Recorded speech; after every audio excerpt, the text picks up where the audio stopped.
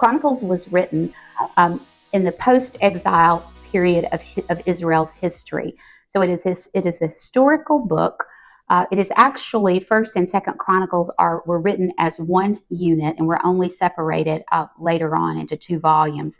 And so you can consider it as one complete story.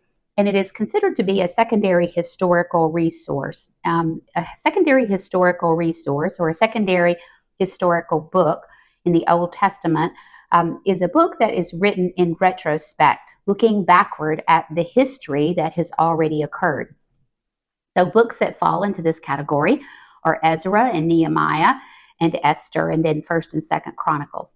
So much of the content in First Chronicles has already been written in the books Genesis all the way through Second Kings, and much of Chronicles is actually told in First and Second Samuel and First and Second Kings. And so it's interesting to compare when you come to a particular passage like we will today, to go back and see how the other earlier writers told this same story. So if you think about it, what you have is in the primary or the initial historical record of the history of Israel, you have this being recorded in real time, or perhaps immediately after the events have transpired.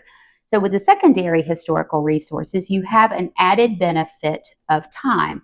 So hundreds of years have transpired between the events that have been recorded, and in some cases, thousands of years that have been recorded in Chronicles. And so the chronicler has the advantage of being able to look back and to consider and to listen to the Lord reveal to him new insight about what has already transpired. So there is an additional revelation sometimes from God, or additional insight that occurs from the scripture when it was first recorded, and then it is spoken again in the Chronicles. So we're going to see an example of that as we study today. So the chronicler is writing to the Jews in a time when they have been returned from exile, allowed to return from exile, and some have come home. Some have come home to Judah. Some have come home to Jerusalem, but of course it's not the same place that they left. It was ransacked, it was burned, it was destroyed, and so now they're coming home to essentially a place that was in ruins. There's also a very small group of people who are returning. There are many that choose to remain in Babylonia, and then there are other Jews who have been scattered and are living throughout the world. And so it is not the same sense that they had of the peak of the nation under David's rule and reign. And so the chronicler is going to be writing about David's rule and reign, but he's going to be writing about it from the point of one who knows what happens in the aftermath. It is a book that is written to call forth hope from these Jews who would have returned and been so discouraged, and having lived through the exile, some having been born in exile, and they would have seen great hardship, and even though things are better than they were, they are still not where they would have wished or preferred for them to be. And so the chronicler is writing to call forth hope from the nation. And he does this by recounting the work of God in their past.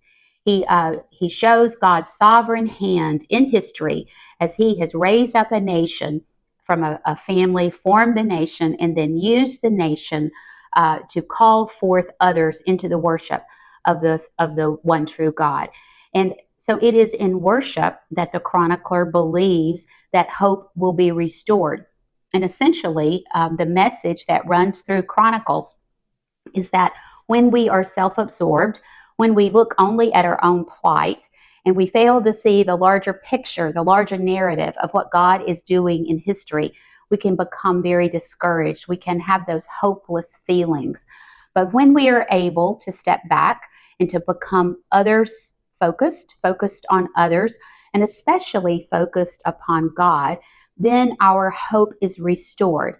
For we see that even in the dark moments, even in the sorrow, even in the loss, even in the middle of our own sin, when Israel rebelled, God was still faithful, God still kept his covenant, and God is still at work in their lives and in the nation of Israel.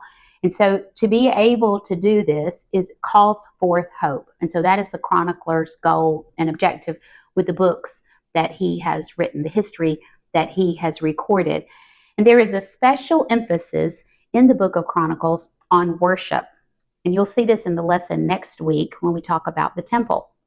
But the chronicler believes that in worship is where we are recalibrated, where our focus is recalibrated. And he knew that when the people of Israel would worship the sovereign God of Israel, worship the one true God, they would have their focus recalibrated. And instead of looking on their sorrows, their troubles, their limitations, they would look on the power and the majesty of God and how God was faithful and had continued to act in their history on their behalf. And worship would call forth hope. So that is an idea that I would like for you to hang on to as we study over the next 2 weeks. How does worship recalibrate your perspective, and how does worship bring forth hope as you shift your focus in worship from a focus on your own circumstances, the focus to the sovereignty, the goodness, and the faithfulness of God?